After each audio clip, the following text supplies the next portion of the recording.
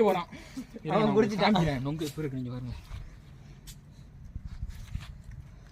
ஆமாண்டா பாருங்க மண்டல இருக்கு. இருக்கு விடு. நொங்கு தனம் சரியா இதென்ன உங்க இது பாருங்க, இது ஹைலைட். இப்ப சரியான இனிப்பு. விளையாட்டாங்க சீரியஸா செமையா இருக்கு உங்களுக்கு. தண்ணி பண்ணுங்களேன் யாருங்க.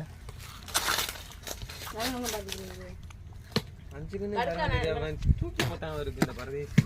அடுக்கா மாதிரி தான் இருந்துச்சு.